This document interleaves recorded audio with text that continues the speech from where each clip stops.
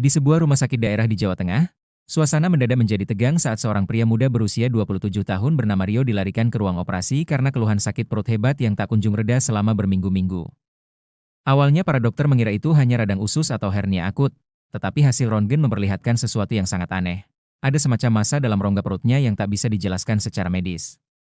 Karena situasi mendesak dan nyeri yang makin tak tertahankan, tim dokter yang dipimpin oleh Dr. Sari memutuskan untuk melakukan pembedahan eksploratif guna mencari tahu penyebab pasti gangguan tersebut. Semua peralatan disiapkan, ruang bedah disterilkan, dan Rio pun dibius total sebelum operasi besar dimulai. Ketika pisau bedah mulai membuka lapisan demi lapisan perut Rio, para dokter mulai terperangah. Yang mereka temukan bukanlah jaringan abnormal atau tumor seperti yang mereka prediksi, melainkan sebuah kantung seperti rahim yang ternyata menampung sesuatu yang bergerak. Tak percaya dengan apa yang mereka lihat, Dr. Sari memanggil 2 dokter tambahan untuk memastikan bahwa apa yang mereka saksikan bukanlah halusinasi akibat tekanan kerja. Setelah prosedur hati-hati, mereka membuka kantung tersebut dan mendapati sesosok bayi mungil, lengkap dengan tali pusar dan denyut nadi yang aktif. Suasana langsung berubah menjadi histeris. Tak ada yang bisa menjelaskan bagaimana seorang pria, yang secara biologis mustahil mengandung, bisa memiliki bayi hidup dalam perutnya. Berita ini langsung menyebar ke seluruh penjuru rumah sakit, membuat para perawat dan staf medis datang berkerumun di luar ruang operasi. Rio pun langsung dipindahkan ke ruang ICU setelah pembedahan usai. Sementara bayi yang baru lahir, yang secara ajaib bertahan hidup selama ini, ditempatkan di inkubator. Para dokter kemudian menggelar konferensi medis internal untuk membahas kejadian yang luar biasa ini. Mereka memeriksa kembali catatan medis Rio sejak kecil, riwayat genetiknya, serta melakukan tes DNA terhadap bayi tersebut. Hasilnya lebih mengejutkan lagi. Bayi itu memang secara biologis adalah anak kandung Rio, dan tidak ada tanda-tanda intervensi luar seperti transplantasi atau manipulasi medis. Pakar genetik dan endokrinologi dari universitas ternama pun dipanggil untuk meneliti kasus ini lebih dalam.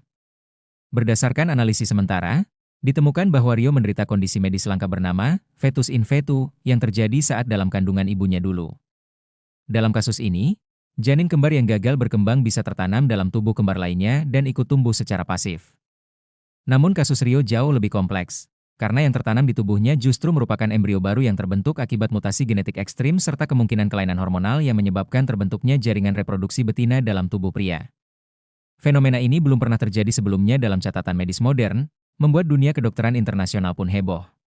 Media sosial meledak dengan berita Rio, menjulukinya sebagai pria hamil pertama di dunia dari Indonesia. Banyak yang skeptis dan menganggapnya hoaks, namun rumah sakit segera mengadakan konferensi pers, menampilkan foto, video, serta data medis otentik yang membuktikan semuanya benar adanya. Pemerintah bahkan turun tangan, memberikan perlindungan khusus kepada Rio dan bayinya, serta menyediakan tim ahli untuk mendampingi mereka secara medis dan psikologis. Meski di awal Rio merasa bingung, malu, dan depresi dengan situasi aneh ini, perlahan ia mulai menerima takdir aneh yang menimpanya, terlebih saat ia melihat sang bayi yang diberi nama, Rian, tumbuh sehat dan ceria di pelukannya. Dukungan masyarakat pun berdatangan dari berbagai penjuru. Banyak yang menilai bahwa apa yang terjadi pada Rio adalah tanda kebesaran Tuhan dan keajaiban nyata di zaman modern. Rio pun diundang ke berbagai acara televisi, seminar ilmiah, dan bahkan ditawari untuk menulis buku tentang kisah hidupnya. Namun ia menolak glamor dan memilih hidup tenang di desa bersama orang tuanya dan anaknya. Ia membuka sebuah yayasan kecil yang fokus pada anak-anak dengan kelainan medis langka, dan menjadikan pengalamannya sebagai inspirasi untuk membantu sesama. Meski dunia melihatnya sebagai keajaiban medis, Rio tetap menganggap dirinya hanya manusia biasa yang dititipi rahasia besar oleh semesta. Seiring waktu berjalan, para peneliti masih terus mempelajari kasus Rio, berharap bisa menguak lebih banyak tentang potensi luar biasa tubuh manusia yang belum diketahui. Mereka bahkan menyimpan sampel jaringan Rio sebagai referensi ilmiah global. Namun bagi Rio, yang terpenting bukanlah menjadi subjek penelitian, melainkan menjadi ayah terbaik bagi Rian.